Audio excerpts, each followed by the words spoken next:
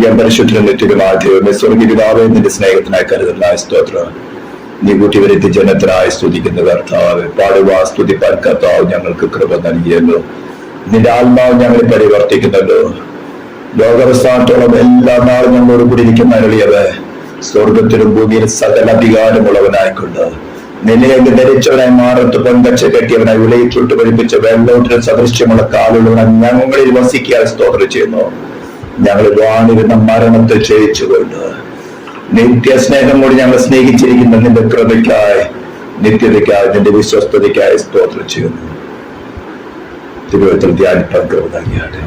പരിശുദ്ധാത്മാ ദൈവം തന്നെ ഞങ്ങൾക്ക് കർത്താവ് തിരിച്ച് നിത്യജീവനകാരമായി കർത്താവിടെയാക്കട്ടെ എന്ന് പ്രാർത്ഥിക്കുന്നു. പ്രാർത്ഥന കേട്ടതിനായി സ്തോത്രം. യേശു ക്രിസ്തുവിന്റെ നാമത്തിൽ തന്നെ സ്തോത്രം. ദൈവനാമം മഹത്വപ്പെടുമാറാകട്ടെ. അല്പസമയം ദൈവത്തെ ആരാധിപ്പാൻ, ആത്മാവിന്റെ സത്യത്തിലും ആരാധിപ്പതൊക്കെ കർത്താവ് നമുക്ക് കൃപ നൽകി. സ്തോത്രം. അതുപോലെ തന്നെ കഴിഞ്ഞ ദിവസങ്ങൾ നമ്മൾ ചിന്തിച്ചിരുന്നായിട്ടുള്ള വചനത്തിന്റെ ഒരു തുടർച്ചയായിക്കൊണ്ട്, എന്നല്ലാതെ കുറച്ചൊരു സ്ഥിരീകരണമായിക്കൊണ്ട് തന്നെ ചില ഭാഗങ്ങൾ ചിന്തിക്കാനാണ് ആഗ്രഹിക്കുന്നത്. കഴിഞ്ഞ ദിവസം നമ്മള് സെക്കൻഡ് കൊറിന്ത്യൻസ് ചാപ്റ്റർ 1 വേഴ്സസ് 14 തുടങ്ങി ചില കാര്യങ്ങൾ നമ്മൾ ചിന്തിക്കുകയായിരുന്നു.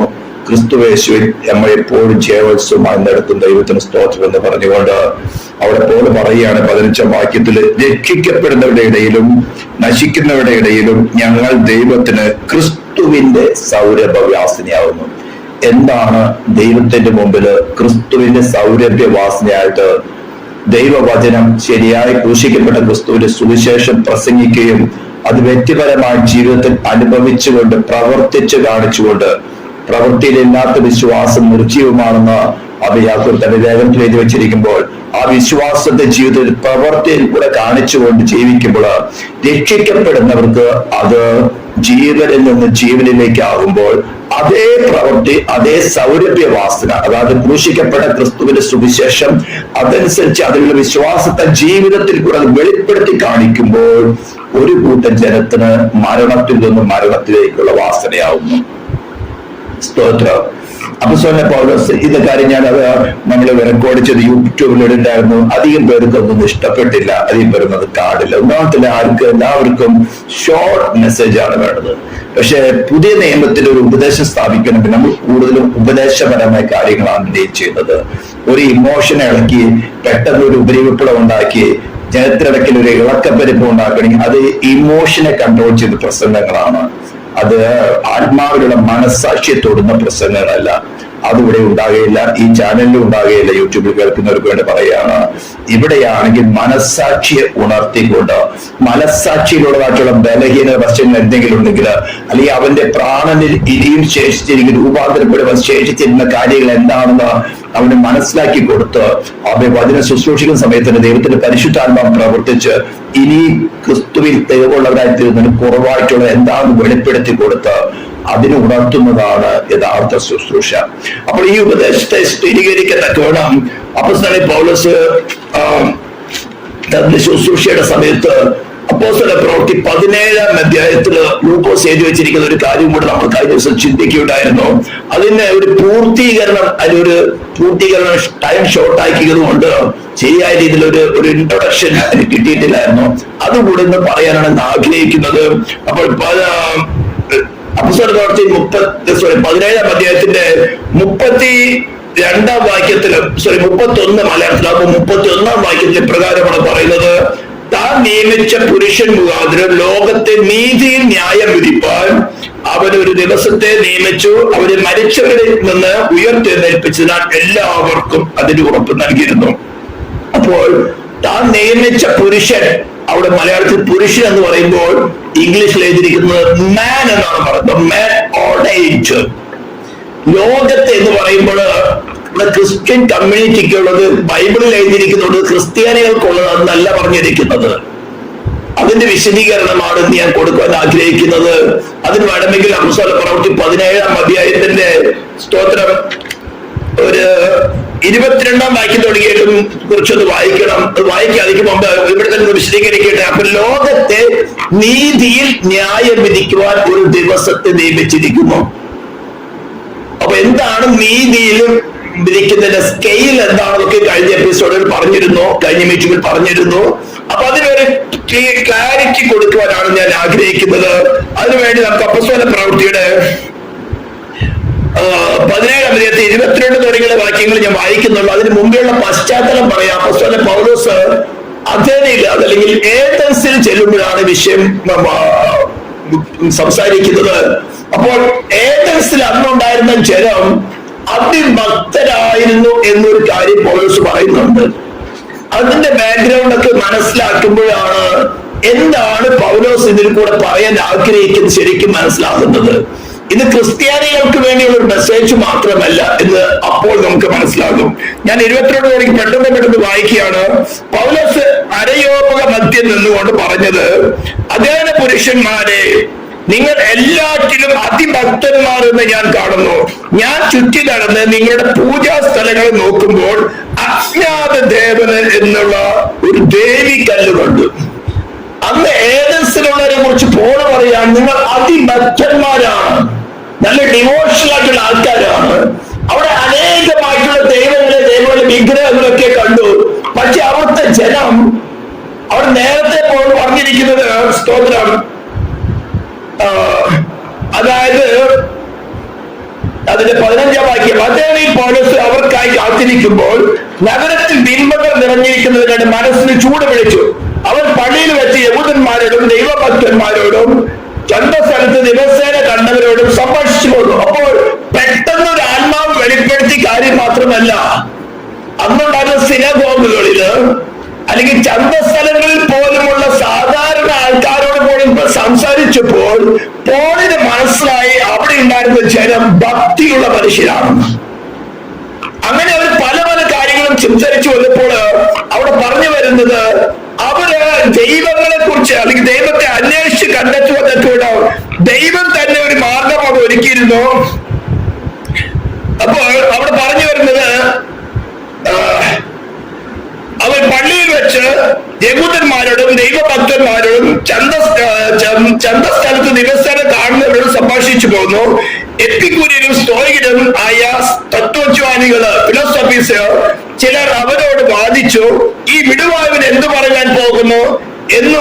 ചിലർ അവന് യേശുവിനെ പുനരുദ്ധാനം പ്രസംഗിക്കുകൊണ്ട് ഇവൻ അന്യദേവതകളെ ഘോഷിക്കുന്നവൻ എന്ന് തോന്നുന്നെന്ന് മറ്റു പലരും പറഞ്ഞു.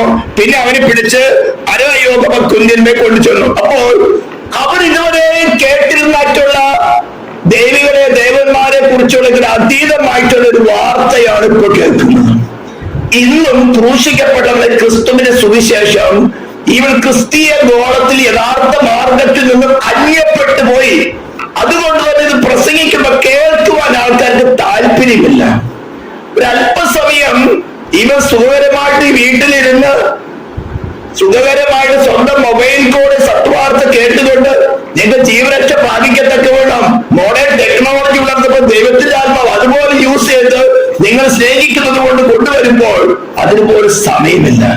ഇവരെന്തോ നവീന ഉപദേശം പിടിച്ചു പറഞ്ഞുകൊണ്ട് അവിടെ അന്ന് വന്ന് നീ പറയുന്നത് എന്താണ് ഞങ്ങൾക്കൊന്ന് ഗ്രഹിപ്പിച്ചില്ല എന്ന് പറയുമ്പോഴാണ് പോൾ പറയുന്നത്, ഞാൻ എത്ര ആൾക്കാരോടൊക്കെ സംസാരിച്ചു, സിനഗോഗിൽ സംസാരിച്ചു, ദൈവഭക്തന്മാരോട് സംസാരിച്ചു, ചന്തസ്ഥലങ്ങളിൽ കാണുന്നവരോടൊക്കെ സംസാരിച്ചു. എനിക്ക് മനസ്സിലായി നിങ്ങൾ ഭക്തിയുള്ളവർ തന്നെയാണ്, നിങ്ങൾ ഡിവോഷൻ ഉണ്ട്.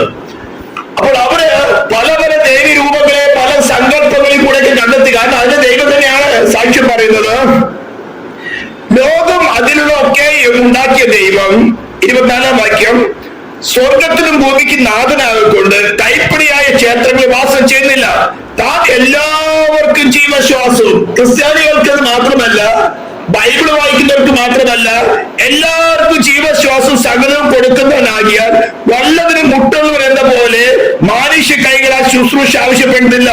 ഭൂതലത്തിലേക്ക് കുടിയിരിപ്പ് അവൻ ഒരുത്തരിൽ നിന്ന്, ഒരു മനുഷ്യനിൽ നിന്ന് മനുഷ്യജാതിയൊക്കെയും ഉളവാക്കി അവരുടെ നിവാസത്തിന് അതിരുകളും കാലങ്ങളും നിശ്ചയിച്ചു. അവർ ദൈവത്തെ തപ്പി നോക്കി കണ്ടെത്തുമോ എന്ന് വെച്ച് അവരെ അന്വേഷിക്കേണ്ടത് തന്നെ. അപ്പോൾ ഏതൊത്തോളത്തിൽ വെച്ച് മനുഷ്യനും ദൈവമായിട്ട് നല്ല വ്യക്തിപരമായ ബന്ധമുണ്ടായിരുന്നു. ഏത് സത്യ ദൈവം എന്താണെന്ന് ആരാണെന്ന് വ്യക്തമായിട്ട് അനുഭവിച്ചറിഞ്ഞ ആദാമിന്റെ സന്തതികളാണ്. ആദാം മനസ്സിന്റെ കാണിച്ചുകൊണ്ട്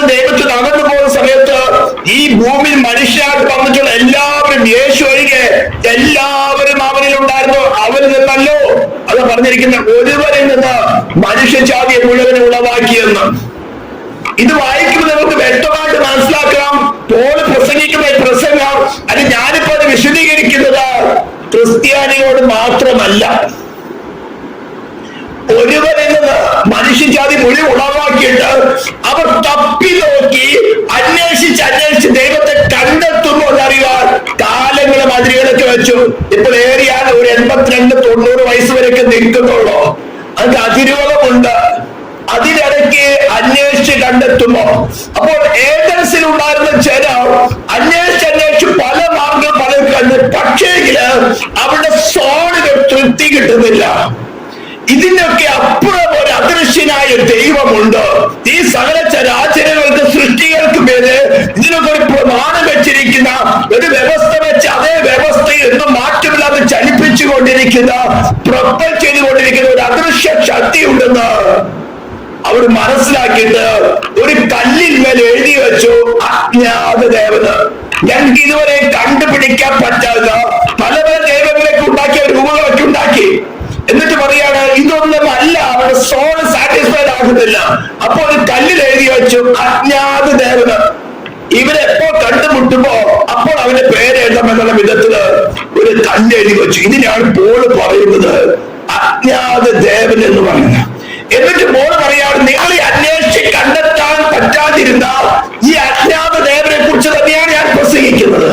ഇത് തന്നെയാണ് എനിക്ക് ഇന്നും കേൾക്കുന്ന ജനത്തോട് പറയാനുള്ളത്. നിങ്ങൾ അതിഭക്തന്മാരാണ്.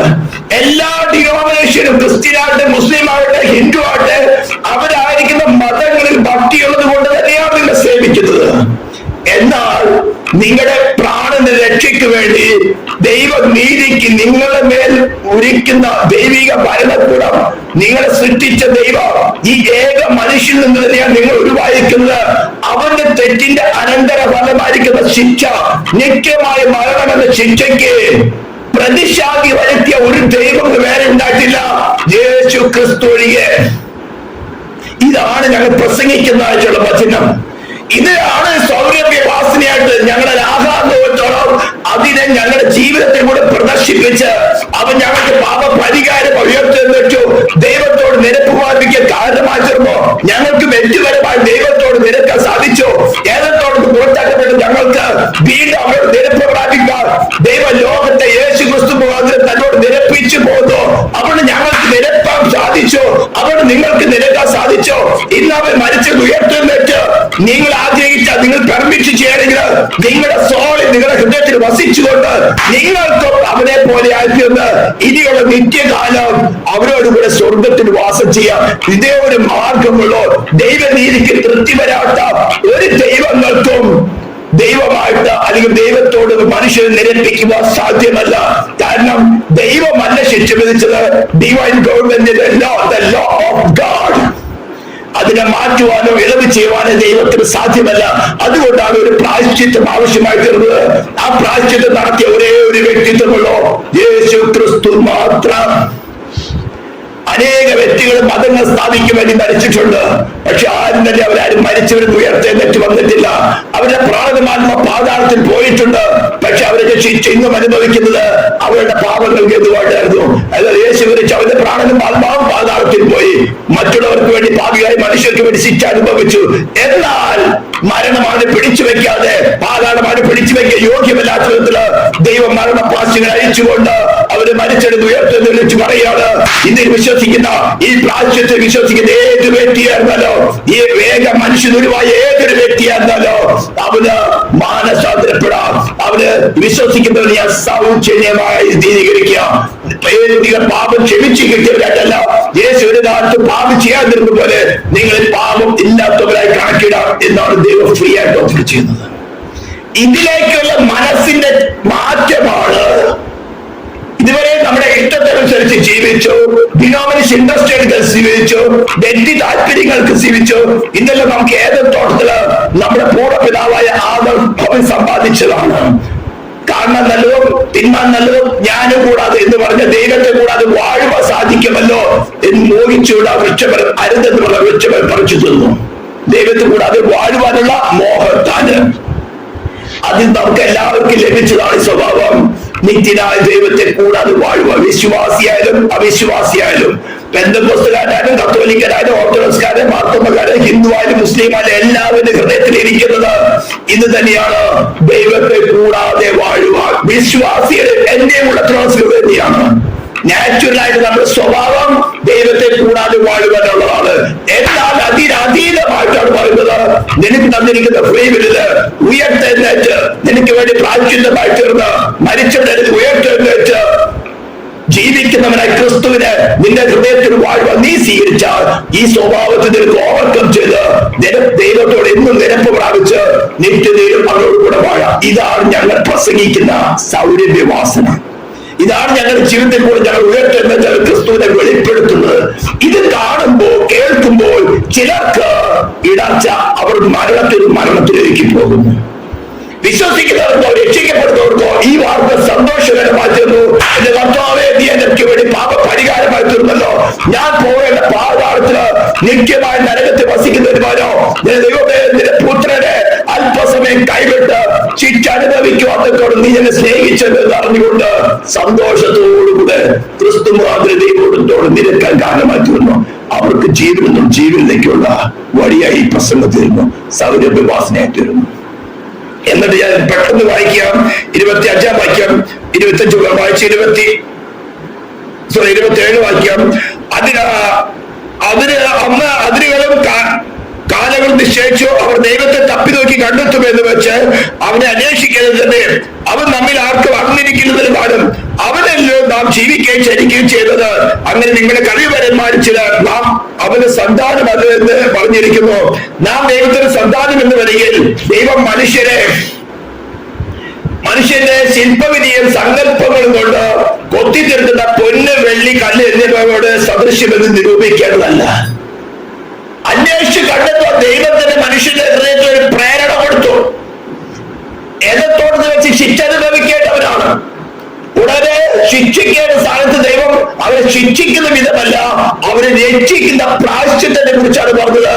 3:15 ഞാൻ നിനക്കും സ്ത്രീക്കും അവളുടെ സന്തതിക്കും നിന്റെ സന്തതിക്ക് തമ്മിൽ ശത്രുത്വം ഉണ്ടാക്കും, അവൻ നിന്റെ തലയെ തകർക്കും. സ്ത്രീയുടെ സന്തതിയായി വരുന്നവൻ നിന്റെ തലയെ തകർത്തുകൊണ്ട് നിന്റെ പദ്ധതികളെ തകർത്തുകൊണ്ട് ഈ മാനവജാതിക്ക് വേണ്ടി രക്ഷാകരനായി വെളിപ്പെടുമെന്നുള്ള സത്വാർത്ത ആദ്യമായിട്ട് പ്രഖ്യാപിച്ചു. ഹല്ലേലൂയ. എന്നിട്ട് ദൈവത്തെ തപ്പി നോക്കി കണ്ടെത്തുമോ, അന്വേഷിച്ച് കണ്ടെത്തുമോ എന്ന് അറിയത്തക്ക ദൈവം തന്നെ മനുഷ്യന്റെ ഹൃദയത്തിലൂടെ പ്രേരണ വെച്ചു. ഇങ്ങനെ അന്വേഷിച്ച് പോയി മനുഷ്യ പാമ്പിനെ ദൈവമാക്കി, മനുഷ്യരെ ദൈവമാക്കി. ഇന്ന് ജീവിച്ചിരിക്കുന്ന ദൈവങ്ങളുണ്ടല്ലോ, ഓരോരോ സങ്കല്പങ്ങളും ഉണ്ടാക്കി.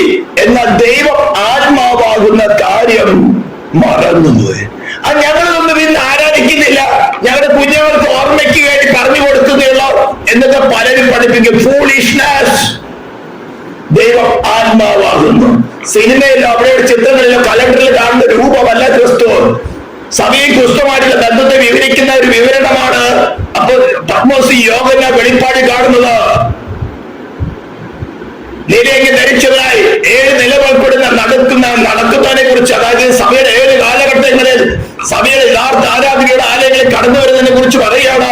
അവർ നിലയെങ്കിൽ ധരിച്ചവരായിരിക്കും, മാറത്ത് പൊൻകച്ചെട്ട് നെട്ടി എന്ന് പറഞ്ഞ ന്യായ വിധിപ്പാൻ, ഉലയെ ചൂട്ട് കഴിപ്പിച്ച് വെള്ളോട്ട് സദൃശ്യമുള്ള കാലുള്ളവർ എന്ന് പറഞ്ഞാൽ കട്ടുകൾ തീച്ചുളയും കൂടെ കടന്നുപോയിക്കൊണ്ട് ശാസ്ത്രീയ ചവിട്ടിയാൽ മെതിച്ചു കളയത്തക്കവിടാം. അവിടെയാണ് ക്രൂശിക്കപ്പെട്ട ക്രിസ്തുവിന്റെ സുവിശേഷം ചലിക്കുന്നത്. എന്റെ നാമത്തിൽ 2-3 പേർ കൂടി വരുന്നിടത്ത് അവരുടെ മധ്യത്തിൽ ഞാനുണ്ടാകുന്നു പറഞ്ഞത് അവിടെയാണ് അവൻ ഇത്തരത്തിൽ വെളിപ്പാട് പുസ്തകം യോഹന്നാൻ കാണുന്ന ദർശനത്തിൽ കാണുന്ന ക്രിസ്തു വെളിപ്പെടുന്നത്. അതുപോലെ ആരെങ്കിലും രൂപം ഉണ്ടാക്കിയിട്ടുണ്ടോ? സഭയിൽ ക്രിസ്തുമായിട്ടുള്ള ബന്ധം എന്ന വിഷയത്തിലാണ് ആ ഒരു വെളിപ്പാട് കൊടുക്കുന്നത്. സഭയിൽ വെളിപ്പെടുന്ന ക്രിസ്തു, അതവരുടെ 7 നിലവിളക്കുകളുടെ നടുവിൽ ഉലാവുന്നവൻ എന്ന സഭയുടെ 7 കാലഘട്ടങ്ങളിലും ക്രൂശിക്കപ്പെട്ട ക്രിസ്തുവിനെ സഭയെ പ്രസംഗിക്കുന്ന ഇടത്തിൽ വെളിപ്പെടുന്നവൻ. 7 നിലവിളക്കുകൾ നടുവിൽ 7 നക്ഷത്രങ്ങൾ കയ്യിൽ പിടിച്ച് വലങ്കയിൽ പിടിച്ചെന്ന് പറഞ്ഞാൽ ഓരോ കാലഘട്ടത്തിന്റെ ശുശ്രൂഷകാരൻ വലങ്കയിൽ പിടിച്ച് മാനവജാതിയോട് തന്റെ സുവിശേഷം അറിയിച്ചുകൊണ്ടേയിരിക്കും, തന്റെ രക്ഷാമാർഗം അറിയിച്ചുകൊണ്ടേയിരിക്കും. ഇതറിയിക്കുമ്പോൾ ചിലർക്ക് ദുർഗന്ധം, ചിലർക്ക് സൗരഭ്യവാസന, അറോമ. ഇതാ ഞങ്ങൾ പ്രസംഗിക്കുന്നത്. ഈ പ്രസംഗം ഇത്രയും നേരം ഞാൻ പ്രസംഗിച്ചത് നിങ്ങൾക്ക് എന്താ ഇടർച്ചയ്ക്ക് കാരണമുണ്ടായത്? ഞങ്ങളിലേക്ക് വ്യക്തിപരമാകുക നിങ്ങൾ എങ്ങനെയാണോ, നിങ്ങളുടെ കുഞ്ഞുങ്ങൾ എങ്ങനെയാണോ, പെന്തക്കോസ്ത് നോക്ക്, അവിടെ നോക്കി, ഇങ്ങനെയാണോ എങ്ങനെയാണോ, ഇതൊക്കെ നിങ്ങൾക്ക് പറയാനുണ്ടാവും. ദൂട്ടൻ അങ്ങനെ പഴയത് വരും. വീണ്ടും ചില പ്രാപിക്കത്തിൽ സഭയ്ക്കകത്ത് കൊണ്ടുവന്ന് അനേക കർമ്മൻ പുത്രന്മാരും പുത്രിമാരും ഉണ്ട്, പെന്തക്കോസ്തിലും ഉണ്ട്. ഇതിനെല്ലാം നിന്റെ പ്രാണൻ നോക്കിയാൽ നടക്കില്ല. നീയും നിന്റെ സൃഷ്ടിതമായ ദൈവത്തോട് നിനക്ക് നിരത്താൻ ആവശ്യമായി എന്തുവെന്നുള്ള വേദപുസ്തകം നിനക്ക് തന്നെ അന്വേഷിച്ച് കണ്ടെത്താം. ഈ വേദപുസ്തകം ഇല്ലാത്ത കാലത്തും 1-ാം നൂറ്റാണ്ടിൽ അപ്പസ്തോലന്മാരുടെ കയ്യിൽ പുസ്തകമില്ലായിരുന്നു. അപ്പൊ അങ്ങനെ പറഞ്ഞ് ചിലരെ പഠിപ്പിക്കണം, 1-ാം നൂറ്റാണ്ടിൽ അപ്പസ്തോലന്മാരിൽ പുസ്തകമില്ലാത്തില്ല, അപ്പൊ അവരോട് വേദപുസ്തകം വേണ്ട. അങ്ങനെ പ്രസംഗിക്കുന്നവരുണ്ട്. ഇവന്മാരിതൊക്കെ ഒഴിഞ്ഞുകൊണ്ട്, അതാണ് ഒരു വാക്യം പ്രത്യേകം ഓർമ്മിക്കാനും ഞാൻ സമയക്കുറവ് എടുക്കുക. വാക്യം മാത്രം പറയാണ്. യേശു ക്രിസ്തുവിനെ കുറിച്ചുള്ള 45-ാം സംഖ്യത്തിൽ പറഞ്ഞിരിക്കുന്നത് എന്താണ്? നീ നീതിയെ ഇഷ്ടപ്പെട്ട് ദുഷ്ടതയെ ദ്വേഷിച്ചിരിക്കാൻ. ഒരു സോളിഡ് ദുഷ്ടതയെ ദ്വേഷിക്കുന്നുണ്ടെങ്കിൽ തീർച്ചയായിട്ടും നീതിയെ സ്നേഹിക്കും. അല്ലെങ്കിൽ റിവേഴ്സ്, അവർ നീതിയെ സ്നേഹിക്കുന്നെങ്കിൽ, നീതി എന്ന് പറഞ്ഞ ദൈവത്തിന്റെ നീതി, ക്രിസ്തുവിനെ തന്നെ സ്നേഹിക്കുന്നെങ്കിൽ ഓട്ടോമാറ്റിക് ആയിട്ട് നാച്ചുറൽ ആയിട്ട് അവന്റെ സോള് ദുഷ്ടതയെ, വ്യാജത്തെ, വ്യാജ മാർഗത്തെ, വ്യാജ പ്രസംഗങ്ങളെ, വ്യാജ അത്ഭുതങ്ങളെ, വ്യാജ സകലത്തെയും ദ്വേഷിച്ചിരിക്കും. That is a natural principle of the soul. നിനക്ക് 2 യജമാനന്മാരെ ഒരുമിച്ച് സേവിക്കാൻ സാധ്യമല്ല. അത് അവിടെ ഇരിക്കട്ടെ, ഞാൻ കർത്താവിനെ ആരാധിക്കാത്ത ഇത് ഈ സൈഡിൽ ഇരിക്കട്ടെ. Impossible. That is against the nature of the law. ഇതെല്ലാം പറഞ്ഞു വന്നിട്ട് 20-30 വാക്യത്തിൽ പറയാണ്, എന്നാൽ അറിയായ്മയുടെ കാലങ്ങളെ ദൈവം ലക്ഷ്യമാക്കാതെ എല്ലായിടത്തും എല്ലാവരും ഇപ്പോൾ മാനസാന്തരപ്പെടുമെന്ന് മനുഷ്യരോട് കൽപ്പിക്കുന്നു.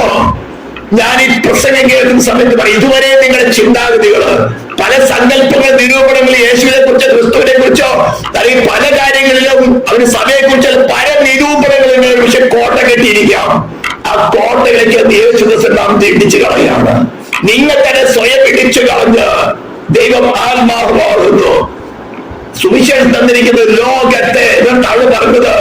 താൻ നിയമിച്ച പുരുഷൻ മുഖാന്തരം ലോകത്തെ നീതിയിൽ ന്യായം വിധിപ്പാൻ നിങ്ങൾക്ക് ലഭിച്ചിരിക്കുന്ന സുവിശേഷ സത്യം നിങ്ങൾ എപ്രകാരം സ്വീകരിച്ചു, എന്തുകൊണ്ട് റിജക്ട് ചെയ്തു? ഇതായിരിക്കും വിധിക്കുന്നതിന്റെ മാനദണ്ഡം.